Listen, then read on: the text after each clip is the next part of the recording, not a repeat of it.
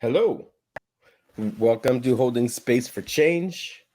Today we are talking about billionaires. Do we need them? Are they good? That's what we're talking about. And let me just set some things up while let me set some things up.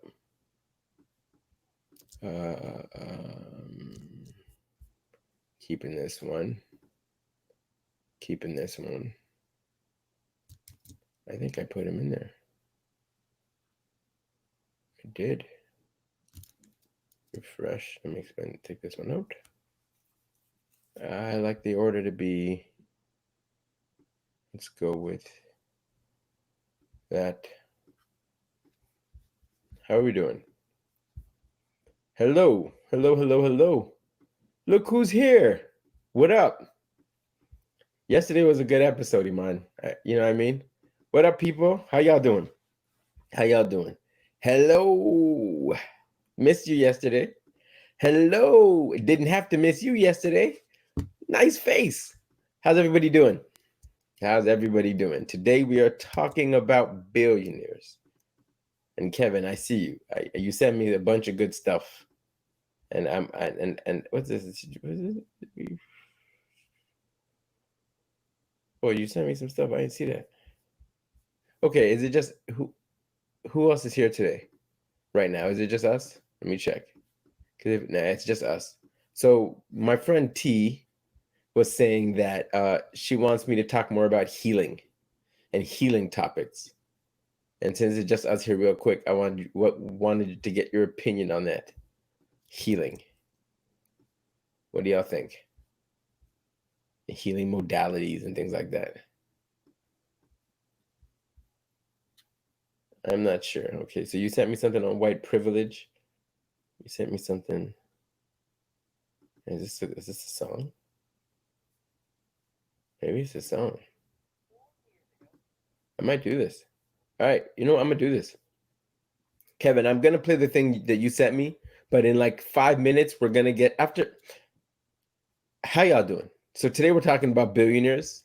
And if you don't know why I'm streaming or what I'm streaming about, we stream every day talking about social change and social justice and just trying to raise awareness on issues to help move people from not knowing about what's happening to understanding, and also make space for people to ask questions and just to have a dialogue to talk about how to make the world better.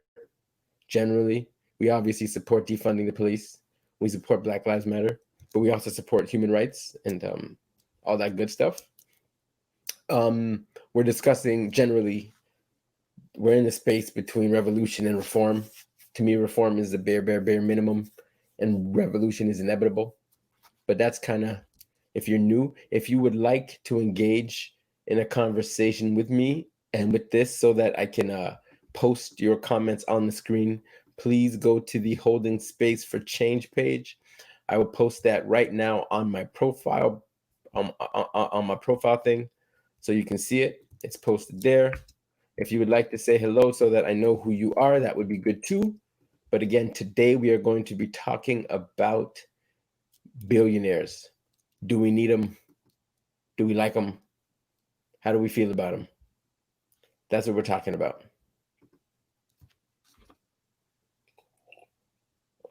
And that's lemonade. Okay.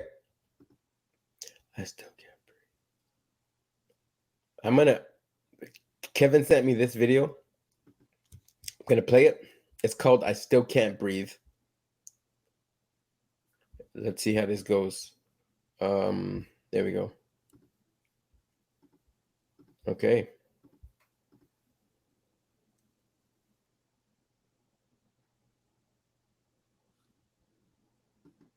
Yeah, I don't know about him, but that's how I feel about healing too. Okay, let's go. The Chester Children's Chorus, a group based near Philadelphia, recorded an original song called I Still Can't Breathe. It was their response to the deaths of Trayvon Martin, Eric Garner, and others. The chorus members have since grown to be teenagers and young adults. Now, as Black Lives Matter protests continue across the country in the wake of George Floyd's death, these young people see their song as tragically still relevant. Their story comes as part of our ongoing arts and culture series, Canvas.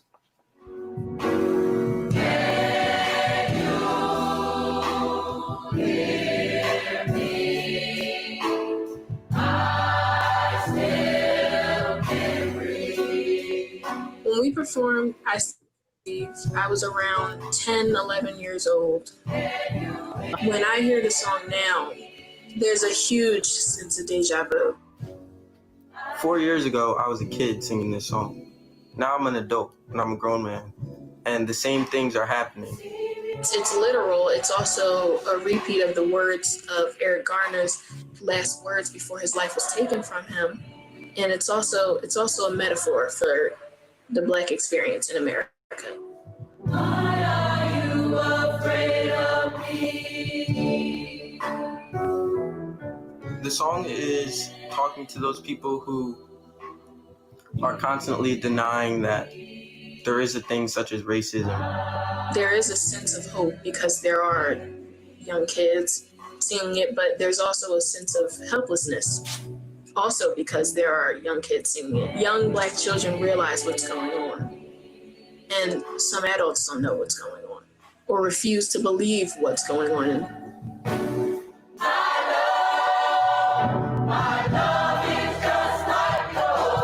But I don't want people coming away thinking what a beautiful song that is.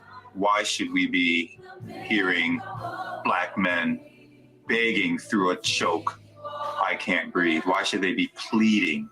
Why are you afraid of me? What's different is that the pandemic has given many white Americans the time and the emotional space to think about something more important than going shopping or going to a movie or going out to a restaurant. So all of the distractions have been taken away from us. This new generation that is coming up, we have the power to change things. We have very large voices, and people are just now starting to listen. And we need to listen to these young people.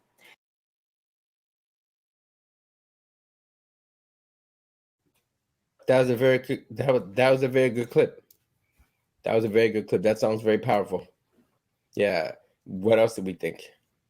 Like I feel like it's been like what, a couple months since George Floyd, and I know that there are still protests happening every day that our media doesn't show, and I seen that like my Facebook feed got really, it's getting less Black Lives Matter. It's getting less political. It's still political, but it's getting less political. And I'm still gonna keep the foot on the gas, you know. And I think that video tries to show to me that like people have been fighting for years and years and years, and there's kids growing up. This has been their reality. Like when they were like 10, and now they're like 18. It's still their world. This is their world. You know, this is not a fad. This is life. This is like an ongoing struggle for human rights that's just happened since the Middle Passage. This is what's up. That video brings a tear to my eyes every time I see it. Very powerful, and he's right. The reaction shouldn't be, what a great inspiring song. It should be of anger and concern, like, why do you have to sing this? Yeah. Okay, so today we are talking about billionaires, and I think we're gonna start with a little video to try to show how much $1 billion really is, because it's a word, and some words don't do the thing justice. Also, if you would like to know, I post most of the videos that I post in a YouTube playlist called Holding Space for Change Resources, because it's yeah. But right now we're gonna go to this one. That is $1 billion. Cool. Pull up. Let's go. The scale of $1 billion is really crazy. So let's say 1 grain of rice is equivalent to 100K, and 10 grains of rice would be then 1 million. Well, how much is $1 billion? So my Saturday night consisted of counting 10,000 grains of rice one by one, just to show you guys how much $1 billion is. Of course I filmed it, and of course I time-lapsed it, and this is playing at, I don't even know, God knows how fast it's playing at, but so now I'm proud to present to you the results. That is $1 billion, where each grain of rice is worth 100K. Look how much rice this is, guys. That's crazy. I just bought you like a Lamborghini right here, and I didn't even notice it was gone. Here's a $5 million house in California, and oh look, I still have all this money. Well, a lot of you guys asked me, well, how much does Amazon CEO Jeff Bezos have in terms of rice? So that was my mission, and I went to Costco. I got the rice, I brought it home, and once I brought it home, I went to work. I also want to say that I have 5 families that are going to take this unused rice, so it's totally not wasteful. Okay, so the moment you've been waiting for, 100K, 1 million, 1 billion. Jeff Bezos has 122 of these, or 58 pounds of rice. If each grain of rice was 100K. Like, look how big this is, guys. I'm going to show you the scale here. I'm going to put a keyboard in just for fun. Look how deep that goes. That's insane. This is Jeff Bezos' new house that's $145 million in LA. And then, oh my God.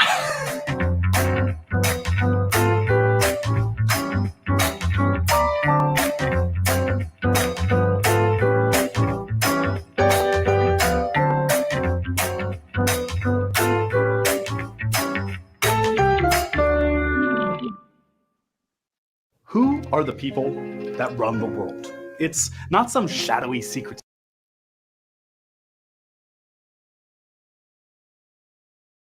And now I'm back. So yeah, that was a rice video. I got more things for you though relating to that. Let me get into it. I think it's on Facebook. I believe it is on Facebook. Okay, this is posted by my friend Rebecca from high school. She's a great actor. Shout out to Rebecca, by the way. She's dope. Okay, so billionaires shouldn't exist. Human brains have not yet. Can I put my face on it? Put your face on it. Put your face on it. Okay. Human brains have not yet evolved to understand large numbers. As a result, we tend to vastly underestimate how large 1 billion is. This may help. 1 million seconds is 11 days. 1 billion seconds is 32 years. Billionaires hoard wealth. If you've earned $50 million in your life, you would consider yourself rich. But would you still be 950 million? But you would still be 950 million away from being a billionaire.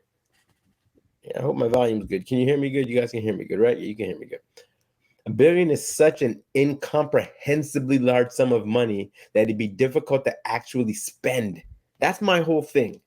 I feel like, I'm gonna keep going, but like, what are you gonna do with all that money? How do you have it? Anyways, that's what we mean by hoarding wealth. There's absolutely no reason why anyone should hoard more wealth than they could spend in their lifetimes, while others are homeless, starving, and dying of curable diseases. The wealth gap is increasing. The world's top 26 billionaires own as much wealth as the poorest 3.8 billion people. 3.8 billion. That's like almost half the population of Earth. 26 people. Just so that we're clear. Billionaires got $565 billion richer during the pandemic, making $42 billion a week on average.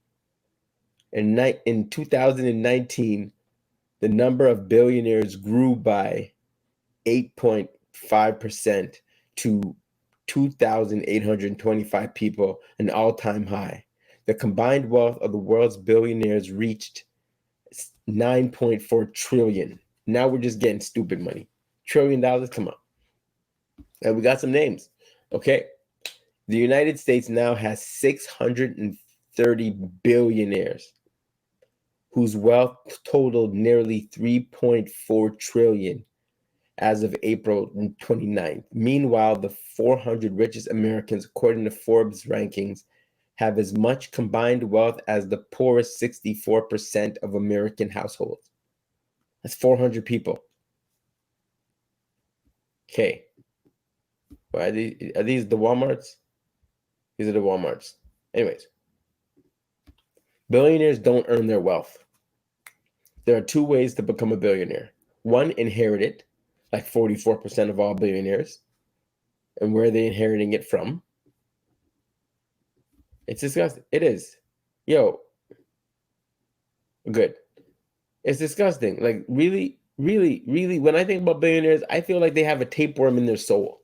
You know how tapeworms just eat, and you're never like full? How? Like, I got things that I want, but I have a list. And my list is like one page. Like, what is this? What is this? I feel like it's a spiritual thing. I feel like it's psychological. It's something deep. It ain't right. It ain't right. No. Okay, where was I? Cold-blooded. Oh, so number one is inheriting it, right? Wait, but probably your parents were cold-blooded. How you get that money? You know, we know how you got that money.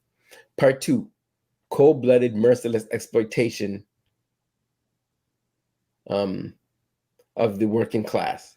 If you make $156,000 a year, that's triple the U.S.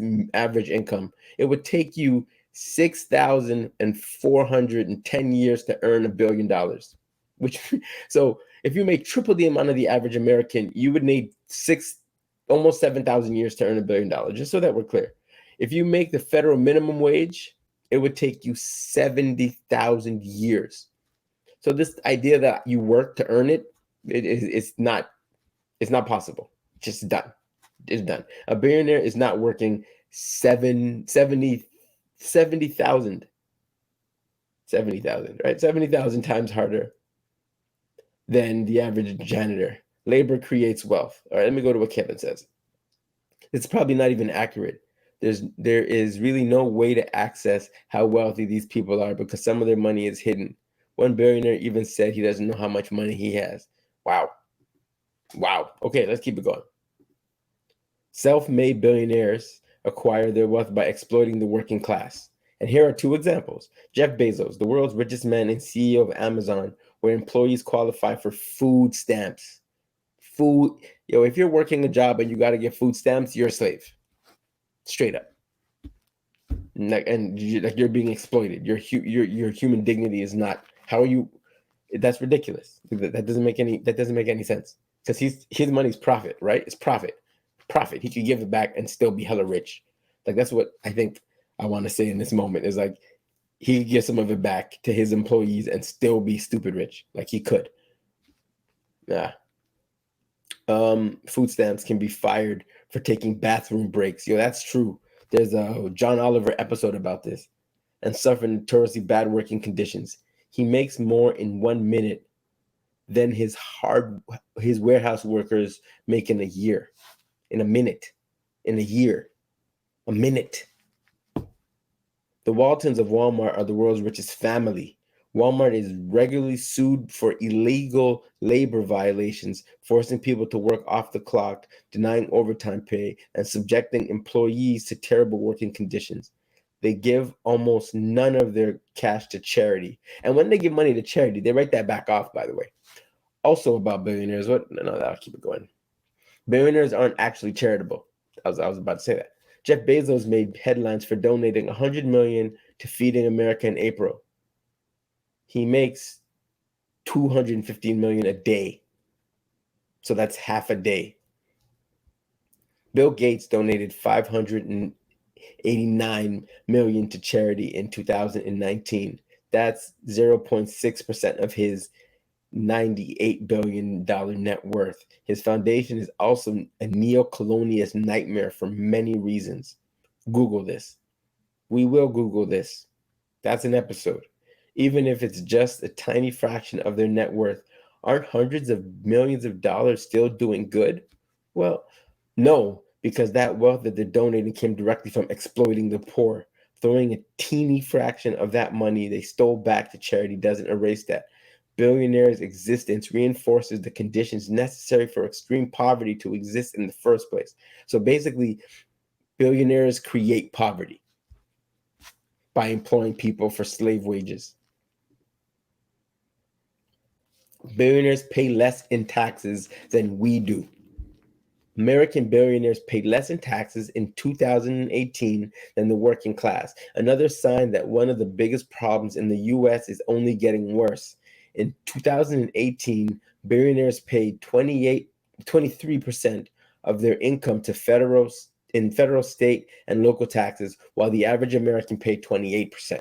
And this is money that they don't need. Like, if you're an average person and you're paying 28% of your money, that's money. That's going to change what you could do. They have more money than they could do anything with. So it shouldn't. Yeah.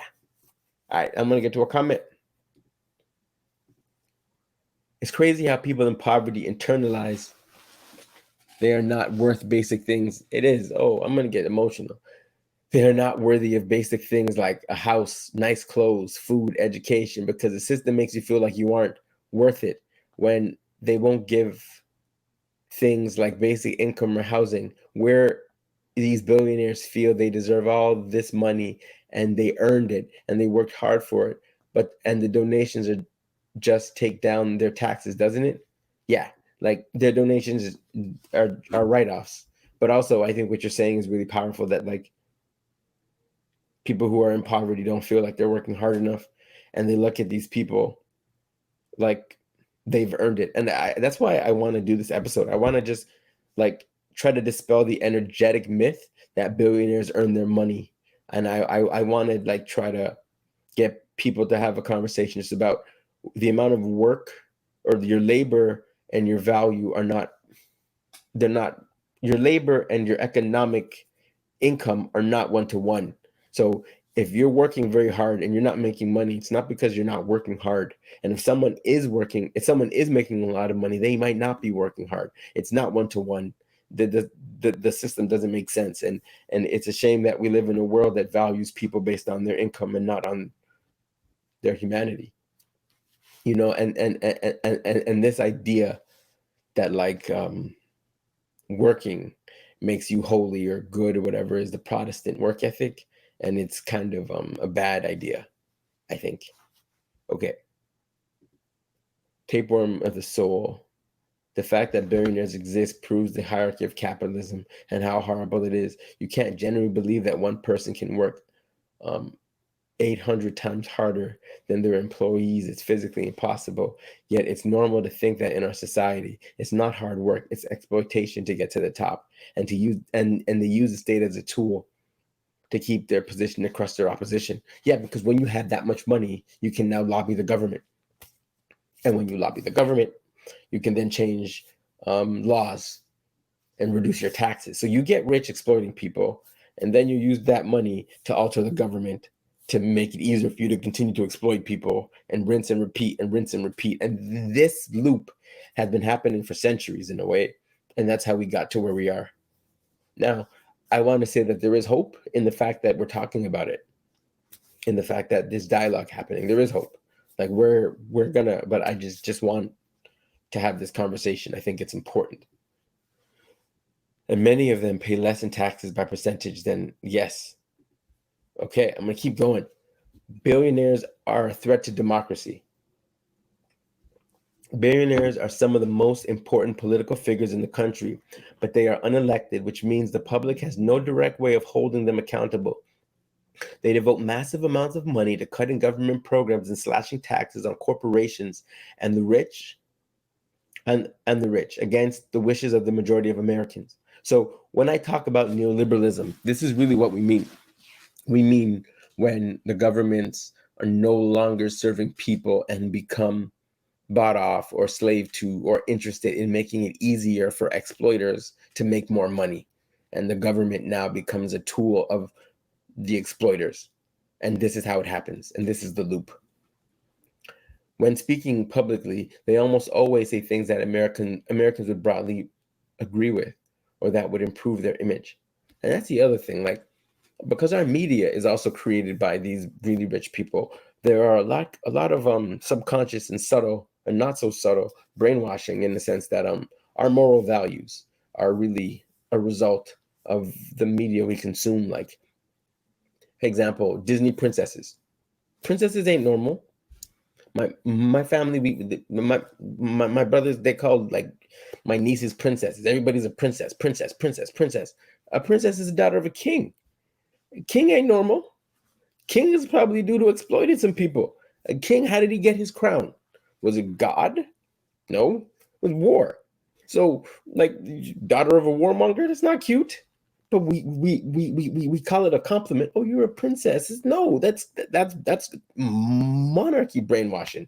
Oh, you work so hard. Or Iron Man, Tony Stark, he's so rich, he can do anything. Billionaire, warmonger. So we've internalized all of these things that don't make us as critical of the society as we should. Like, it's weird that on your phone, and you get the weather, you get the time, and you get stocks. Why you get stocks? I don't have no stocks. Why is stocks on my phone already installed?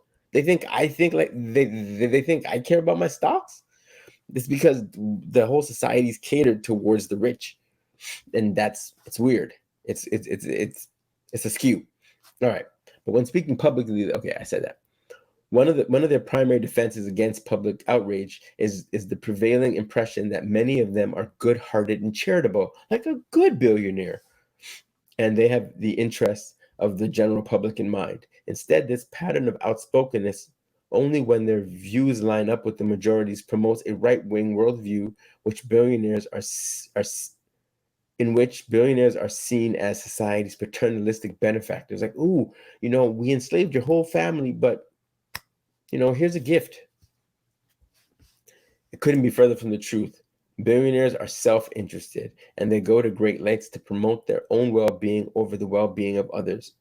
And I really want to do this, have this conversation, because it makes me sad when I'm talking to humans about trying to make the world a better place.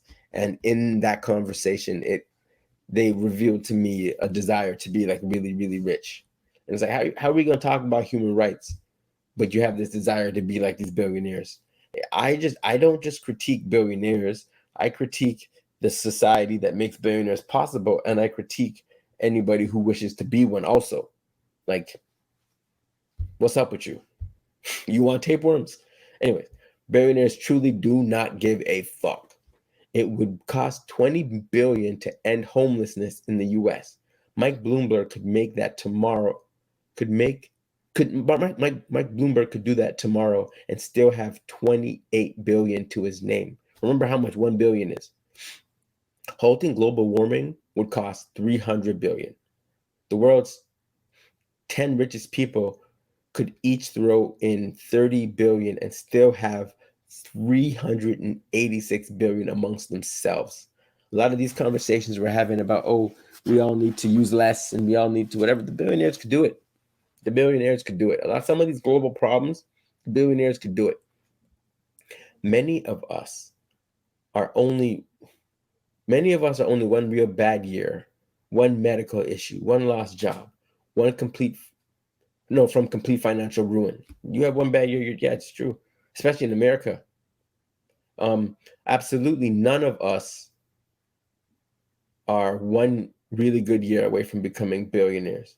They don't care about us. Don't cape for them. Don't claim for them. Don't defend. Don't claim them. Don't defend the indefensible. So yeah, I thought that was a great little piece. They're dragons sleeping on piles of rubies and gold. That's poetic. That's real poetic. Yes, allowing billionaires to exist is a form of slavery. It is. And allowing billionaires to exist is really inviting like slavers and wanting to be them. Like, if you imagine having a conversation, let's say you and your friend are slaves. You guys are like, yo, I can't wait to get off this plantation. And someone else is like, I can't wait to be a billionaire. It's like, what? All right, I can't wait. Like, so when I see my friends and people I know idolizing people like Jay-Z, idolizing people like Kanye West, and still talking to me about Black rights, I'm kind of like, you confused. Because wanting to be them is not what we want. We need to change the system so that exploitation is not happening. I get it, right? I know people are afraid and they don't want to be exploited, so they'd rather exploit others, but that's still disgusting.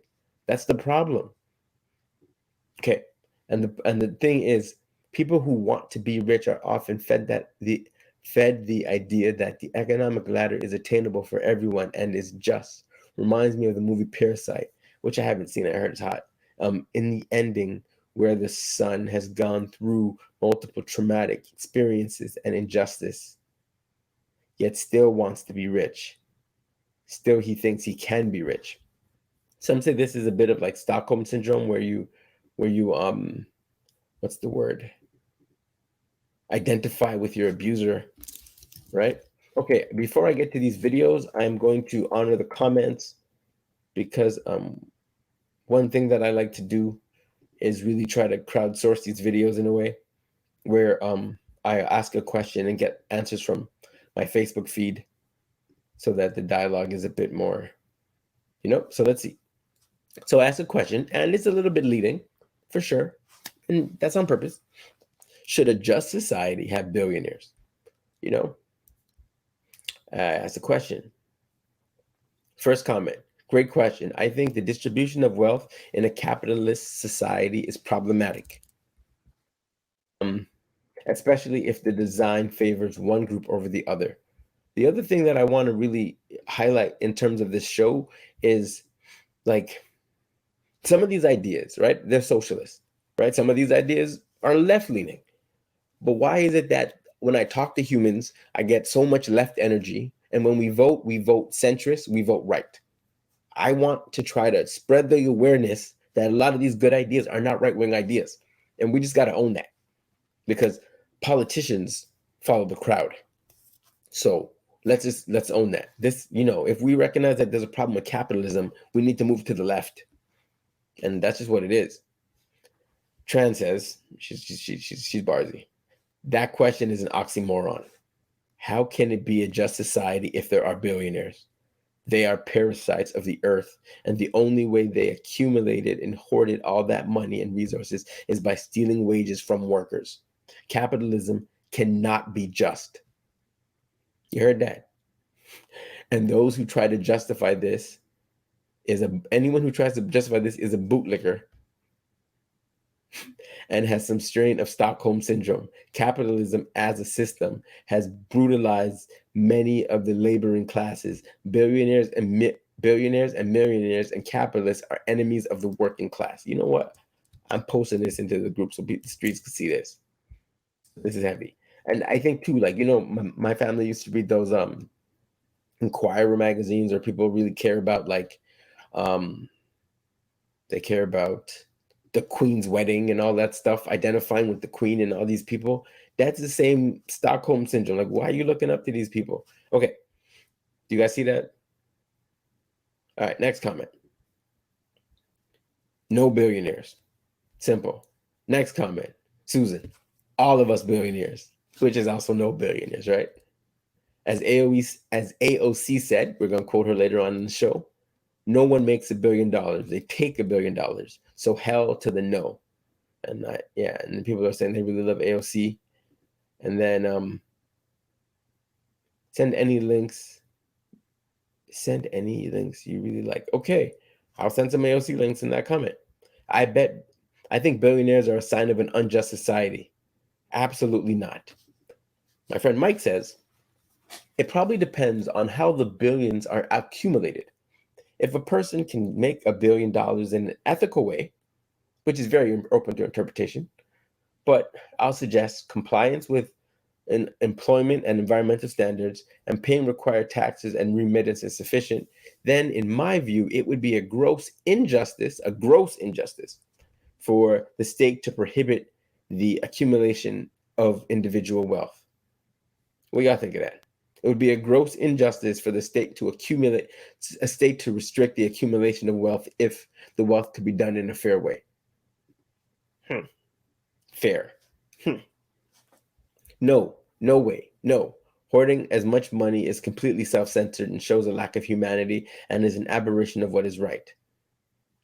Greed is a mental disorder. Whoa.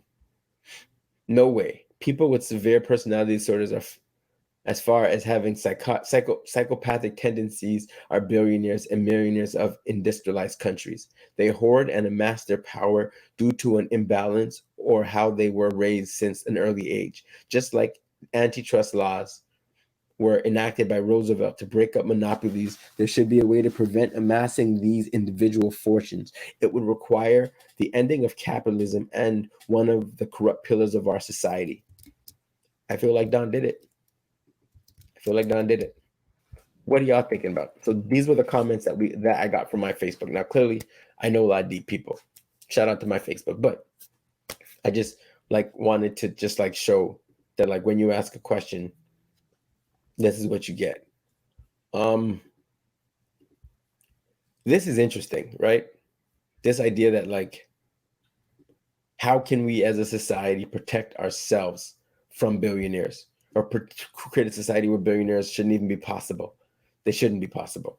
Okay, so I'm not going to do the Black Lives Matter thing today.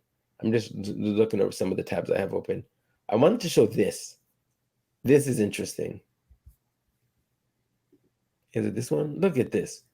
Okay, this is a picture of all the billionaires in the world. I think, maybe I found it on Google, but let's dance with it. All right, let's dance with it. Can I make it bigger? Did that work?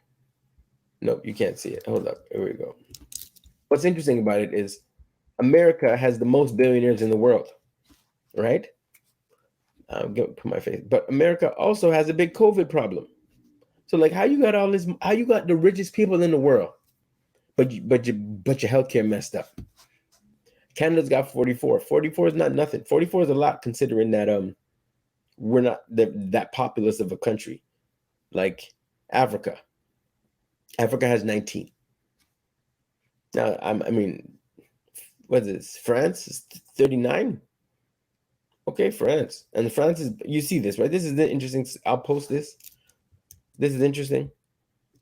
But America has so many billionaires and not very much healthcare. That's twisted. That's really twisted. Do y'all see anything else that jumps out at you? Russia's got 99. China's got, but yeah. This was an interesting thing to me. Okay, now we're gonna get to my boy Robert. And after that, we're gonna go to, I think Robert might do it though. I really like Robert. He's on point. He's going to talk about abolishing billionaires. And some of these videos I watched for the first time with you so that my reactions are good. Okay. I'm looking for it. I think it's this one. Nope, that's me. Any comments? No comments. Okay. Give me 1 second. Robert, billionaires.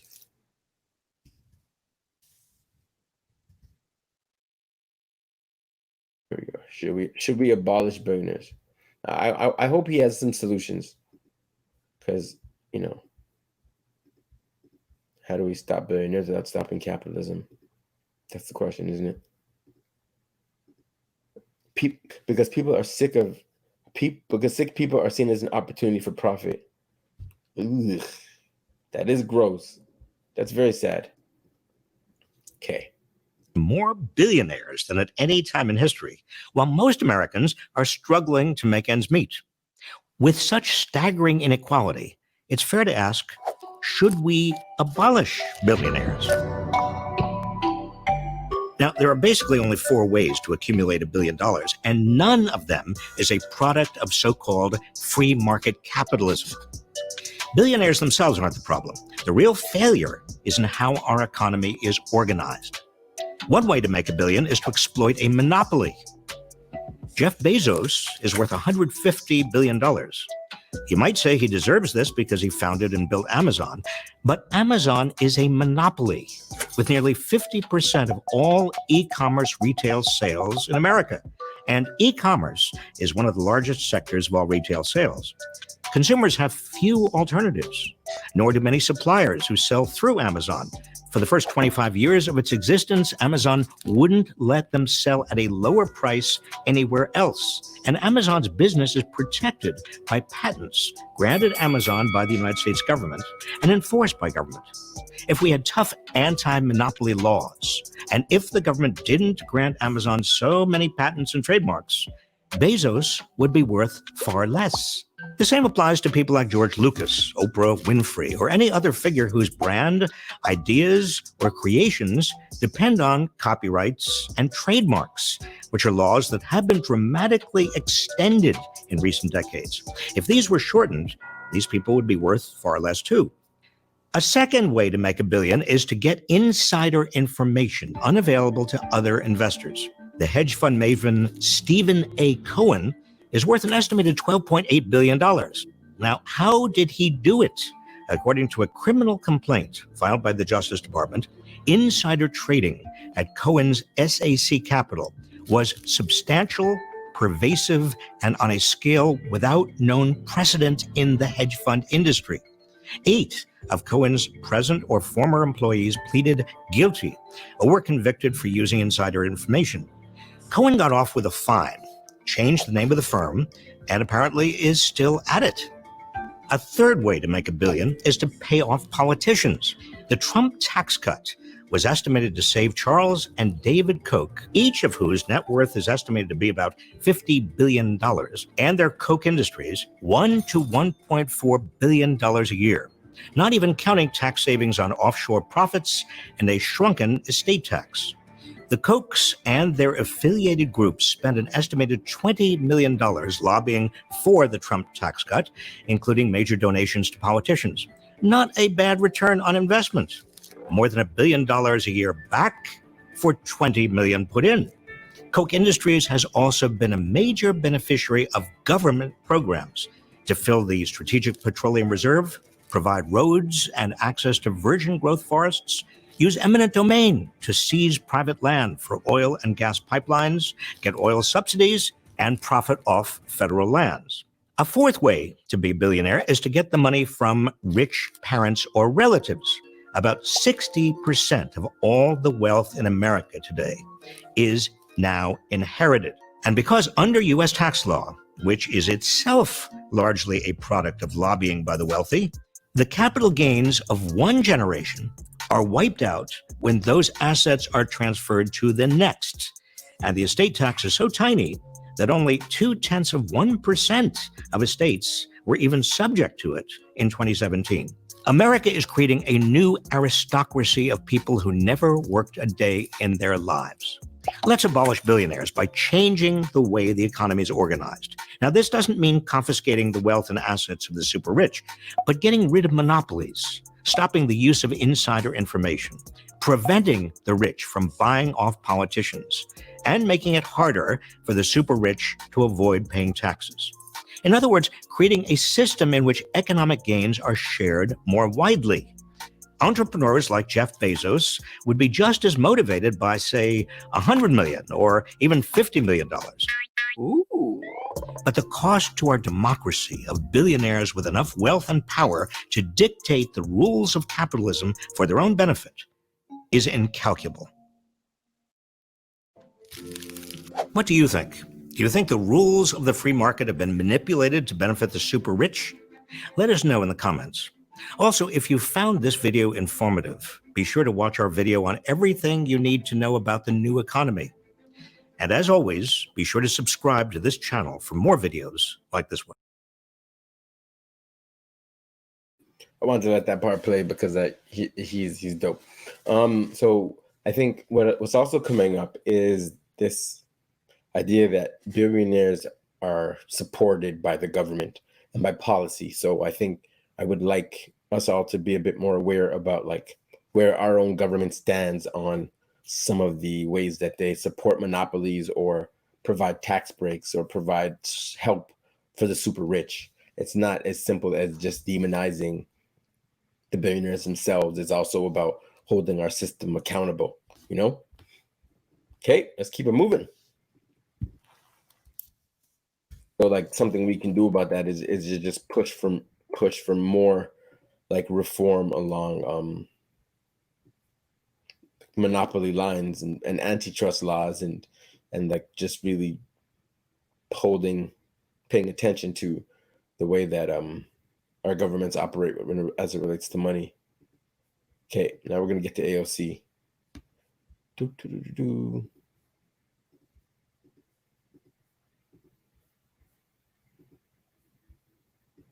So no one ever makes $1 billion.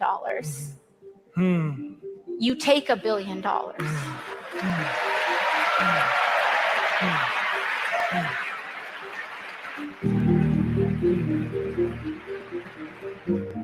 First of all, it's like we have to update, what is it, Mark Twain, that says, you know, everyone's just a temporarily embarrassed millionaire. Now everyone's a temporarily embarrassed billionaire. And this idea that that we can't, and also in a democracy, the government is us. Like, can we just remember that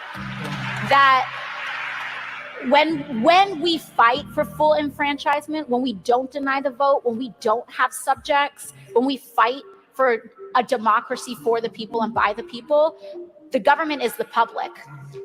And the public decides what is good for itself.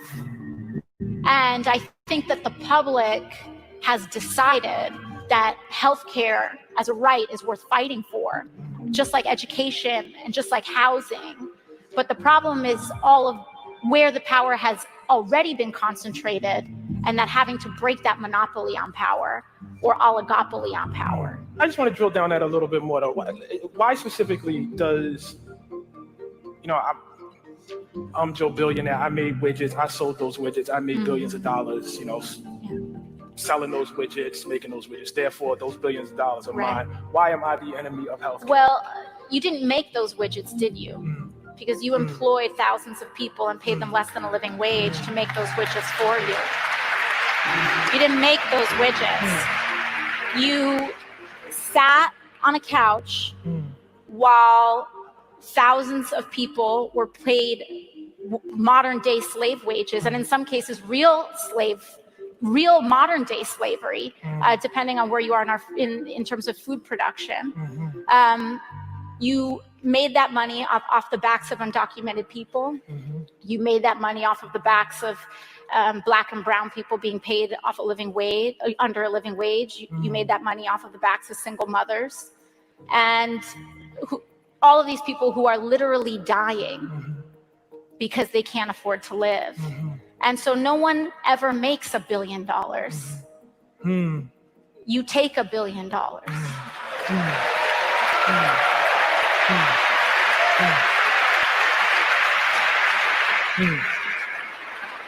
This system that we live in, life in capitalism, always ends in billionaires. If you don't do it, someone else will.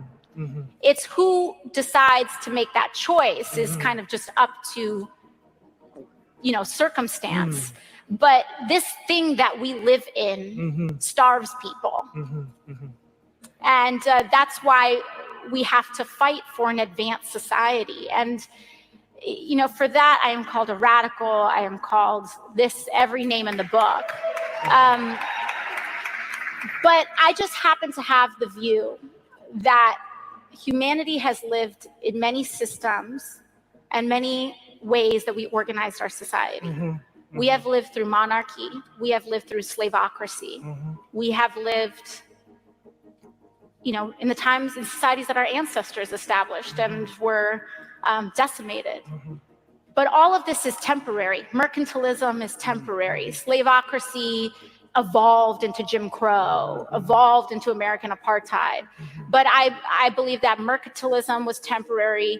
And King talked about this too. When we talk about King, no one talks about the dangerous king. No one talks about the anti-capitalist king. No one talks about the anti-poverty king. And I believe that where we are right now are at the edges of an untenable system that is starting to crack.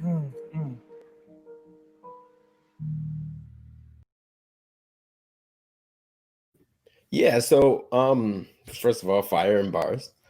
I think that we need to hold our governments accountable for creating the system that makes it possible and like we need to, and some of the ways to do that, I think, is either to push for revolution, or I don't know if but the other thing is to push for things like basic minimum, like raising the minimum wage to a living wage, just for sure, and really defending workers' rights and defending workers and stopping you know what's up. All right, let me get to this comment because this comment is very interesting. The fact that when we were young in schools, we were always told that people are starving in Africa and that it was our responsibility to help them, like they didn't have their own billionaires to help them out. Put that up there. Wow. There's a lot there. That makes me think a little bit about the weed charity and a lot of this, like, white saviorism or North American saving Africa business. That's a story. The other idea is that there is a lot of wealth in Africa, and that poverty could definitely be alleviated if those billionaires were not, we're not acting like billionaires. That's definitely true. Yeah. So, I mean, I can't argue with that. I mean, but I will also say that it's also that, like the Western world has been exploiting Africa as well. And that also doesn't help the starving. But yeah, we've in a way been lied to. The poor working class person has been told through the media that we are responsible for changing things like climate change and things like that. But or we should give to charity, when in reality the real problem and the real polluters are those who are profiting off of it. And if they were willing to change their industries, or they were willing to give some of that money back, or they were not willing to, if they would stop lobbying the government to make the government inactive. I think the liberal government definitely is complicit in its corporate dealings with the oil companies that do not help climate change. And if those people who were the super wealthy, who benefit the most from fossil fuels, were responsible and moral and honest and willing to do some things to help the world, as opposed to just getting a little richer, would be in a different place. So, yeah. We're at the center of an untenable system that is about to crack. We are.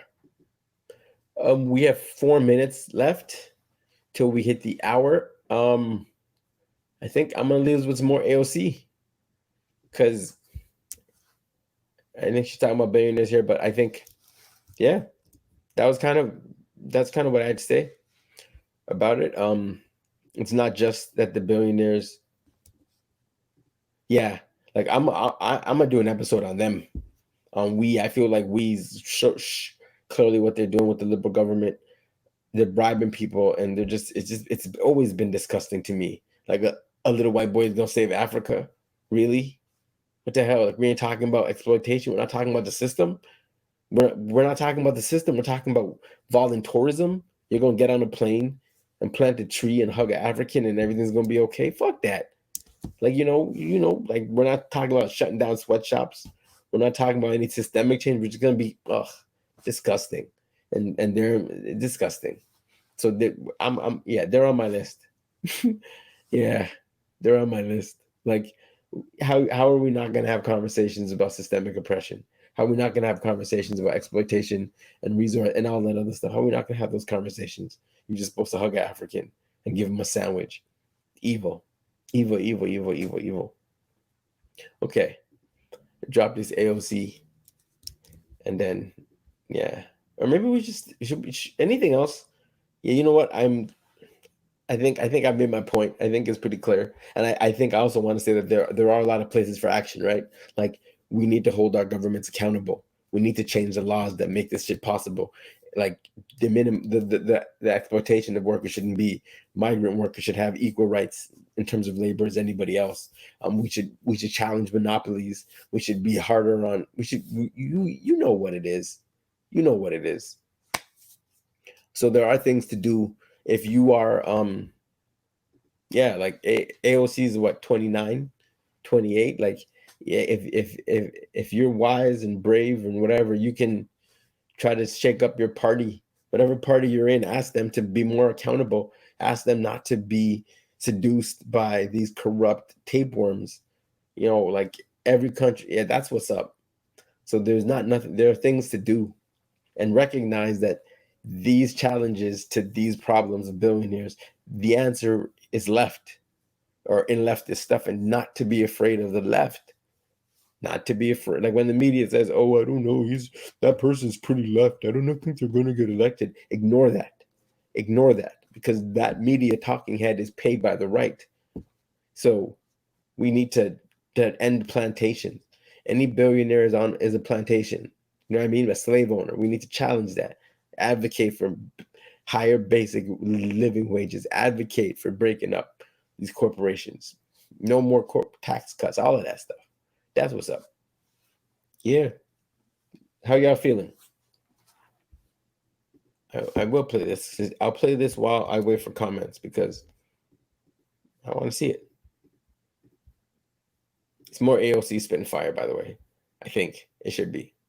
Not shaking the Democratic Party, the AOC effect. Congresswoman Alexandria Ocasio-Cortez has been in office about 3 weeks, but her ideas and what she represents are having a huge impact. Consider a rookie legislator who is legally too young to run for the Senate, let alone the White House, now has potential candidates reacting to her and criticizing her economic agenda. The first thing to know about this dynamic is it's broader than partisan politics. She is not afraid to be radical. She's not afraid to be radical, and I want to empower you to also be radical as well. Social movements are the moral compass and should be the moral compass of our politics. I do think a system that allows billionaires to exist when there are parts of Alabama where people are still getting ringworm because they don't have access to public health is wrong. The wage gap is an injustice that persists through secrecy. It is time that we pay people what they are worth and not how little they are desperate enough to accept. He's not in the Russell building, he's not in the floor of the Senate, and 800,000 people don't have their paychecks. Everyone deserves justice and everyone deserves equal protection and prosperity. The predictable fixation only on AOC's style may underestimate her policy appeal. Plenty of other top candidates like Elizabeth Warren or Kamala Harris are running on similarly progressive economic platforms. A leftward shift, which apparently explains why former Starbucks CEO Howard Schultz is not a Democrat. That's according to his argument in a new round of interviews testing an independent presidential run against Democrats.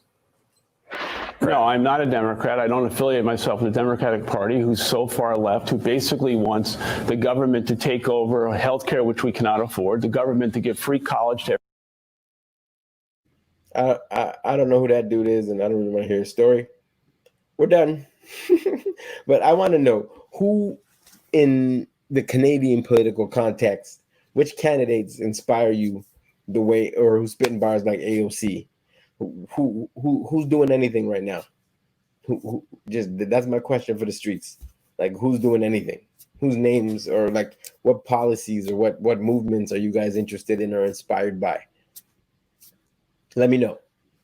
Okay, it's super evil. Not only that the exploitations of people, but the earth as well. The exploiting resources onto the planet is uninhabitable.